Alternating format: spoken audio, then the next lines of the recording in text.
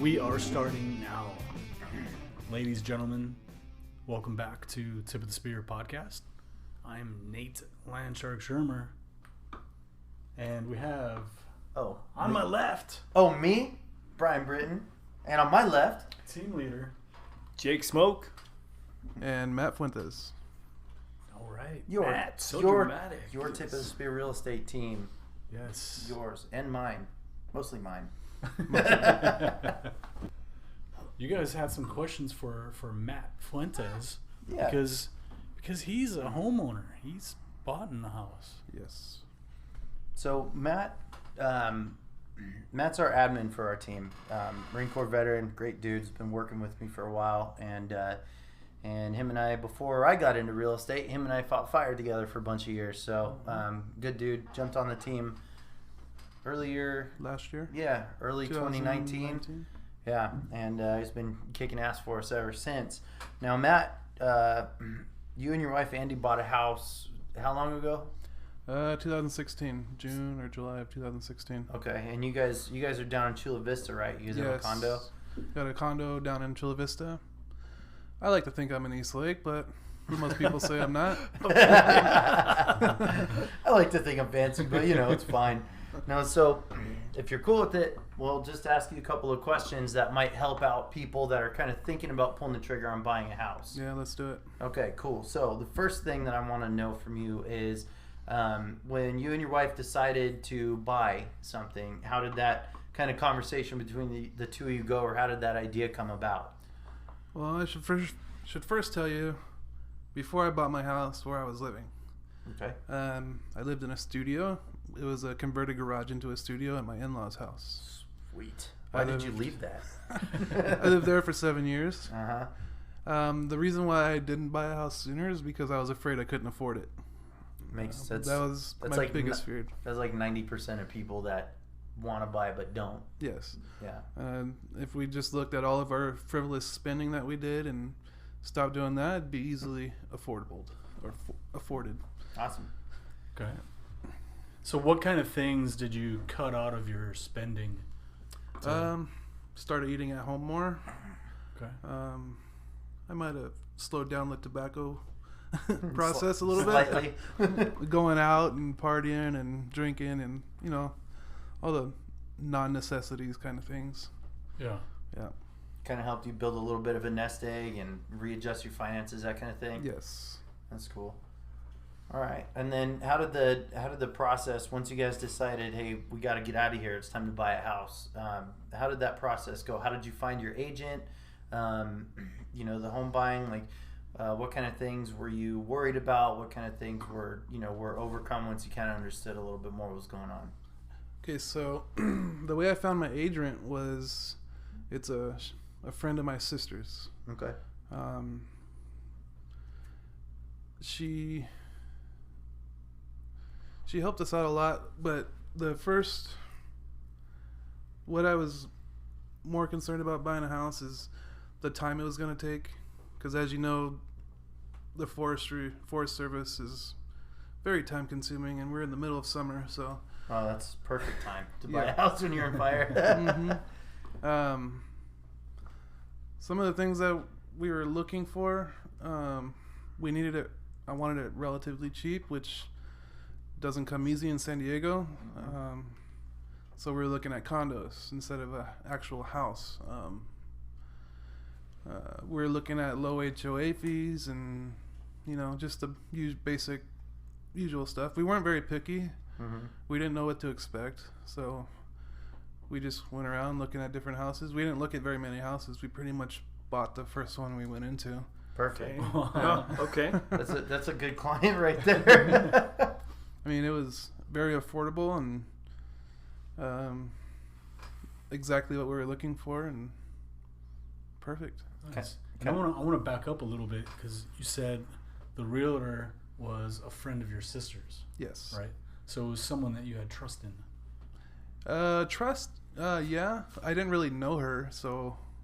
But you trust your sister? Yes, I trust my sister as far as that. You know that she wouldn't steer you wrong? Yeah. Okay. That's so important. Right. It was that warm connection. You know, it wasn't a cold connection. There was already, you know, Some kind of somebody knew relationship somebody started. type of thing, and there was already that bond established, even if it was something minor. Yeah. And that definitely helps because I'd assume, you know, that gal, she knew what you were looking for, Yes. and what you wanted, and what to guide you in the right direction. Mm-hmm. What else were some of your just kind of fears or unknowns? Maintenance, as far as the house goes, because once you stop renting, you're on your own. Right.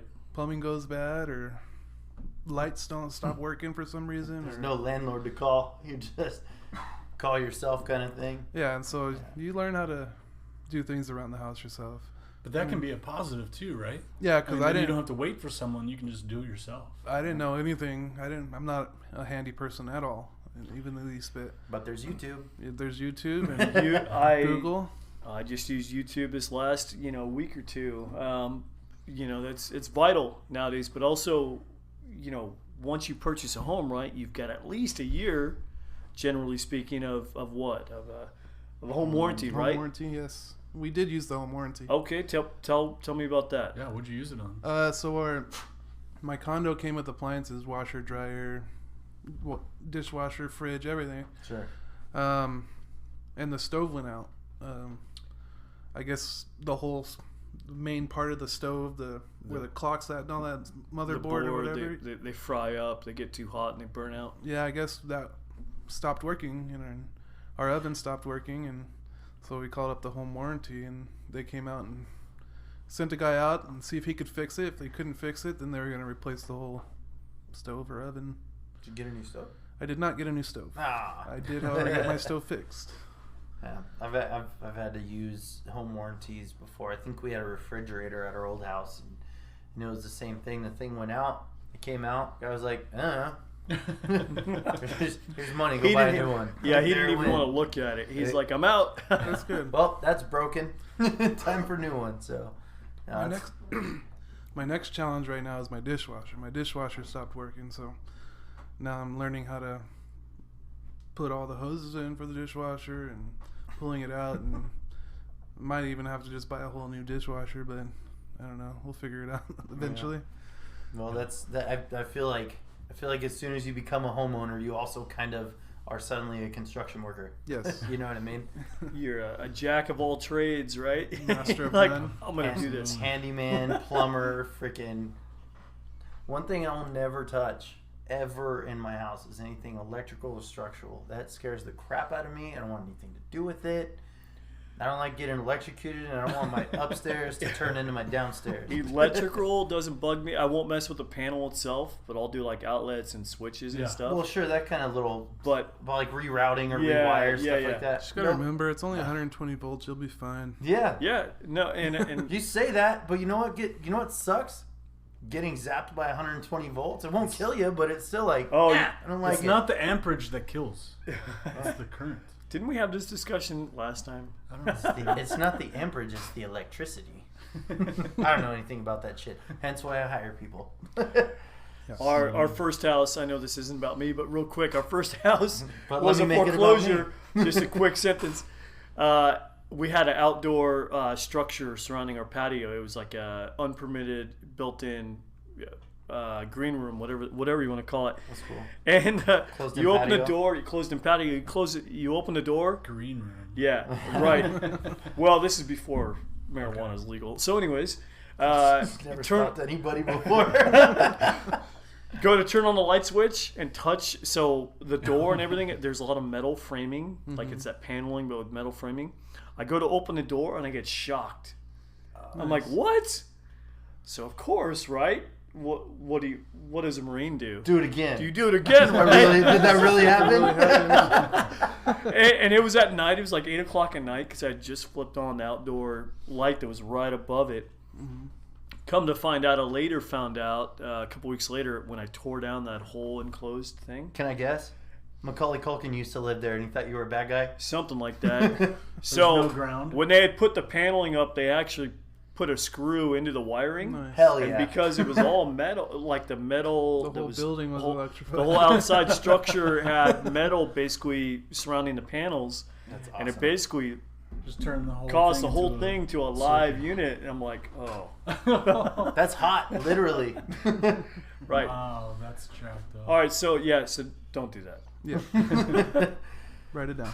Yep. Hey, good times, man. But that's home ownership, baby. There's always something weird going on, right? Even new builds have weird stuff, like different problems and stuff like that. So any of you guys listening out there, if you ever decide to buy a new build, still get a home inspection. Just because it's new doesn't mean they didn't mess it up. Well, 100%. So the home that I just bought, it was built in 2003. Up in and I'm not using the right terminology. I'm not a home inspector. The rafters up in the attic, they have those metal plates that squeeze the rafters together, like they have like sharp teeth on them, and they squeeze both the pieces together. It was missing one on one side, and the home inspector was like, well, technically you should actually get a structural engineer out here to have this looked at. And I said, really? He said, yeah, but it's been here for this long. Hasn't fallen Probably down not yet. going anywhere. Man, But that was a discrepancy directly from the builder. Like, Yeah, it's not like that piece just fell off. right. Right. Just lazy builders. Okay. So Matt, moving along and kind of, I guess now that you're into your home, you've owned your house for a while. What kind of things do you wish that you would have known going into it that you now know? That's a good question. Thanks. Thought of it myself just Well, now. that's why he makes the big books. Medium bucks. The medium books.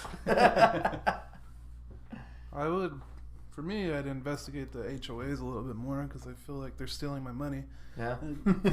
That's fair. HOA gets raised almost every 6 months. Jeez, dude. What else? But is there anything you can do? I mean, so I know there's a saying in the real estate world that everything is negotiable. Mm-hmm. Can you negotiate the HOAs? Well, you can't. No, you can't. The HOA fees are HOA fees. It's each HOA is basically set up as a nonprofit organization. They're a legal entity. They have control over whatever they have their jurisdictional boundaries on. But man, that sounded smart. That was not the right terminology. I just Did you said black big out words. there? Yeah, what just happened? Where am I? But HOA fees are not negotiable. What is available though for you, if you buy a condo and you don't like your HOA, you can get on the board. As a homeowner of that homeowners association, you can join the board. And if you don't like things, you can affect positive change that way.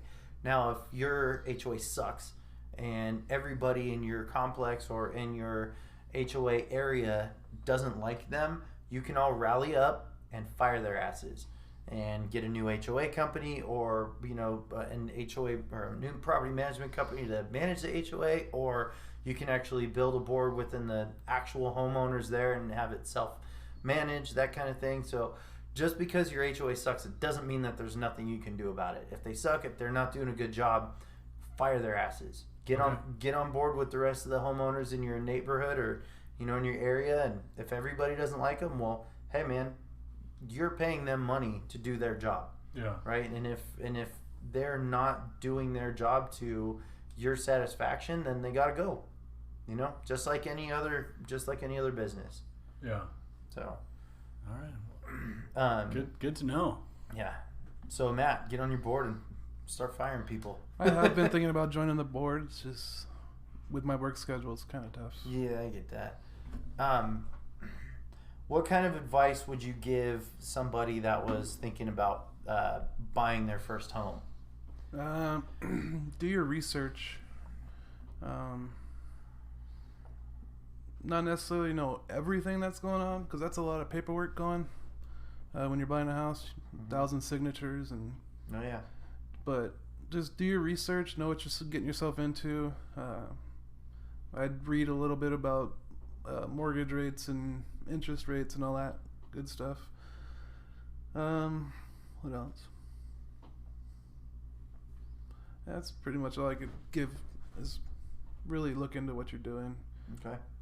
So one thing that I've done in the past with folks that are, military active duty stationed around the state or around the country, not really necessarily in our area, but I'll have people every once in a while ask, what kind of questions should I ask a real estate agent if I'm interviewing realtors thinking about buying or selling? So I guess I'll throw this scenario at you, Matt. If it wasn't your sister's friend that was that you worked with, if you were to just have to go find somebody on your own, and now kind of with your knowledge that you have in our industry now, since you've been working with us for a year, what kind of questions do you think you would ask if you were to interview an agent? I'd definitely ask them about their company, and just create that personal bond with your agent. Really get to know who you're working with. Because really know who you're working with. I'd ask them. I can't think of it. Maybe like what they stand for. What they stand for, who they work with, and just get that personal relationship going. How they operate, and probably how what type of character that person is. Mm-hmm. You know what I mean? You've got to be able to mesh and be able to work with that person who's representing you, right? Yes. You probably don't want somebody who's walking in wearing a suit, or maybe you do. Or maybe you do, but if you're wearing flip-flops and jeans and a black t-shirt with a white logo on it, and they come walking in a suit, there's a little bit of a difference there. You know what I mean? Sure. They come in driving a Lambo, right? And you're trying to buy $100,000 house out in like Boulevard or freaking Campo, Ocotillo or Campo or something. Yeah. I think to your point, I think it's a really important thing that you jive well with your agent. And that was kind of the point that I was trying to lead you to, I guess. But there are some questions that I usually tell people to ask their agent, and especially for for our folks that are military vets or active duty that are going to be using their VA loan. There's a lot of agents out there that don't know a damn thing about the VA loan. Right. A lot of folks out there don't know anything about it. They still think, because the VA loan's changed so much over the years since it started, post World War II. It's changed so many times, and there's been so many upgrades and updates and this and that, and blah blah blah. It's good to have somebody that actually knows how the VA loan works, knows their way around the VA loan, right? Because there's stuff that the VA allows, there's stuff that they don't allow, and it's different from like an FHA or a conventional type loan, right? And then the other thing that I usually talk to people about is make sure that whoever that agent is kind of has a good knowledge and understanding about, especially for active duty people, about like the military life. You know what I mean? Mm-hmm.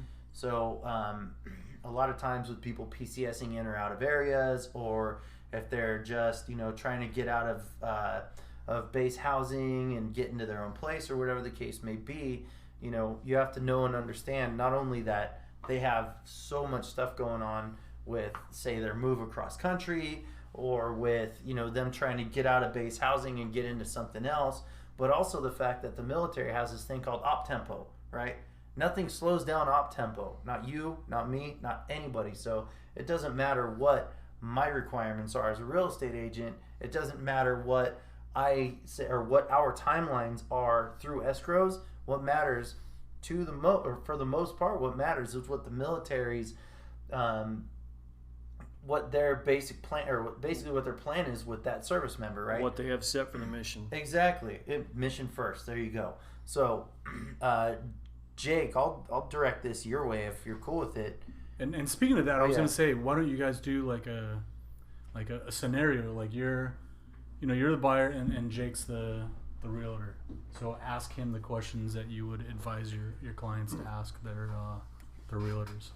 What were you? We could do that, or what were you going to direct? What direct I my was way real quick. The one thing, and I'm down with that. We'll circle back to it for sure if you guys want to do a little role playing. I'm gonna be stupid with it though. I don't like doing that shit, so I'm just gonna make a bunch of jokes and talk shit. But anyway, what I was gonna say, Jake, you had a scenario recently where you had some folks that were out of town that weren't in California, and you basically had to help them find a house with them not being here. Yep. Right? Can you speak on that a little bit? Yeah, so that was a really great experience. I mean, I worked with them for such a long time. It was well over a year, about a year and a half altogether from start to finish. But they were out of state. They were in Utah, and they were looking at homes. And fortunately, in today we have technology, right? We've got social media, and you can use Facebook, and you can use Messenger, and you can use all these other platforms to do video walkthroughs and show them the home and spend a good, lengthy, quality time and give them the preview of the home. You're walking through the home holding the phone up, and I did it with a stabilizer, so I had this gyro thing that was really cool, and they would get a crystal clear picture of that home. They had the ability to fly out. They had the means and the resources to fly out when needed for like the home inspections and things of that nature. But up to that point, when I was showing them homes, it was all through video. Yeah. And it was cool. We would have 2-hour conversations, all doing a video chat scenario, and really creating that connection. They couldn't be there in person, right? So you got to go with a plan B. You always got to have tools in the tool belt to help out your clients. And they were so happy that was able to happen, and we could make it work. Yeah. Saved them a ton of money in the long run. Saved them on flights for having to fly out every time they wanted to see homes, and think about a year and a half that we spent together. And they're used to traveling all over the world. It's not really a big deal, but maybe to somebody else, maybe it would have been. Yeah, maybe it is. How about that mill spouse that's raising 3 kids by herself? Husband's out, doing whatever, or wife is out doing whatever, deployed somewhere, and they got to move their whole entire life from one side of the country to the other. Yeah.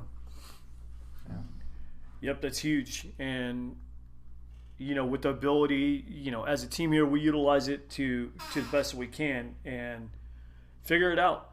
And the mission is to get the prospective buyers into a home, get them into a home that they love.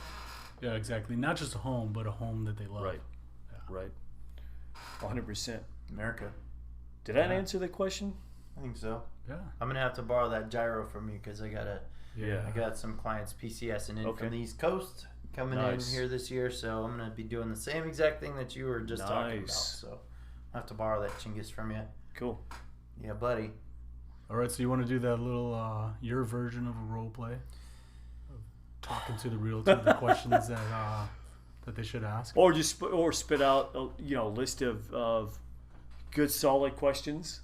Yeah, that we because think any client should. So I think that maybe that's a little better because I don't want any other real estate agents out there trying to poach what we're doing, trying to freaking get all our answers. You know what I mean? Right. So. All right, so rattle off a few questions and then. Sure. So I would start with maybe how long have you been in real estate? I might ask something like how many deals have you closed in the past year, in the past 12 months or something like that. I might ask something about like how familiar are you with the VA loan? How many VA loans have you done in the last year or whatever, or 2 years, or however you want to play it? Some stuff like that. I would even go so far, if it was me personally, I would go so far as to say, tell me a story. Give me an example of a time that you had some real solid, really successful negotiations for your clients. I would ask stuff Sounds like that. a job interview. Give me an example. It is a job interview if you think about it. Well, Well, kind of. 100%. Yeah, kind of. I like to think that we don't get hired by people. We decide to partner with people because for one thing that most people don't realize is that that realtors have the ability to fire clients just like clients have the ability to fire realtors, right? So Right. Been there. that's why we spend so much time prior to us even deciding to work together, doing our whole, we call it our buyer consultation, right? Where we sit, usually mine lasts about 2 hours. I know you say who has time for that, but it's so important to get to know the person, to see who they are, what they do. It gives me the ability to analyze somebody's needs, what they're looking for, get a better idea so that I can help them better. But then also it gives me the opportunity to find out, who is this person? What are they about? And it gives them the opportunity to do the same thing with me, right? Who is this person? What are they about? You know, if we're getting bad vibes right out the get-go, maybe we're not right for each other. But you know what? I know 1,000 real estate agents, and I could probably find you somebody that would work for you. Yeah. You know what I mean? And that might be, you know, that might be a make or break. I mean, I always tell people, when you're, you know, especially for first-time home buyers, this should be a fun and exciting time. Okay, and there's always going to be stress. There's always going to be some nerve-wracking shit. There's always going to be some stuff that gets people, you know, frazzled and stuff because they don't know what they're doing, right? The person that's representing you shouldn't add to that. They should take away from that, right? They should take all of a lot, or as much of that stress and as much of that stuff away as possible, so that the whole deal is a little bit easier for you and a little bit more exciting and enjoyable. You know what I mean? Right. And you said 2 hours, but really that's not a long time. That's especially when you're talking time. about the life of a home loan, you know, which can be like the 30 life, years. the life of owning that home. Yeah. You know, so often I'll hear from neighbors or, you know, others like, oh, my realtor didn't even tell me that. Yeah. You know, and you kind of look at them like, why not? Oh, you don't want to say something, but you kind of want to be like, dude, get a better one. Right. You know, and you know, to kind of tap onto what you were saying, Brian, is ensuring that realtor knows the technical expertise is key. But also for me personally, I think if I were a client, ensuring they knew from a character standpoint, like, why are you working with military? Why do you specialize in the VA home loan? You know, what made you go this direction? What's your connection there? What's your connection? Where's your passion from? And why are you doing what you're doing? And I think asking those questions, the why questions, it gets them to think. Hopefully they give you the right answer, the answer that you're looking for. But if they don't, they might trip through it. But you're going to know based off of how they're giving you that answer if it's accurate. If they're being genuine. If they're being genuine. Because for me, our team, I think what we really focus on is being genuine and being us, being who we are. You know, and that's going to show so much farther. It's going to go so farther than any other number. You know, production, what was your production, all that. That's great. You need to know that. But I think making sure the person is genuine and authentic is key. Absolutely. All right. So you guys have any more questions for Matt, or any other advice for this or thoughts for this episode? Yeah, no, Matt, do you have anything you want to throw out there for folks that are thinking about buying or selling, or considering discussing some options with an agent or something like that? Mm-hmm. Like I said, research is real big in this game. Know what your VA loan is, know what it does, and know what it can do, and know what it won't do. Know the difference between the FHA or the first-time home buyer. Yeah. FHA, conventional, there's all kinds of... Look into all your options, not just the VA loan. There's other options. I mean, the VA loan's probably going to be the best one for you, but... If you're military. But look into other options and see what your options are, you know? So, Absolutely. Pretty solid advice. All right. Nate. Yes, sir. What do you got? I got, this is the end of this episode. Hey, I'll take that. Hey, All right. We'll take a beer break, and we'll catch you guys on the next one. Nice. Cheers. Cheers.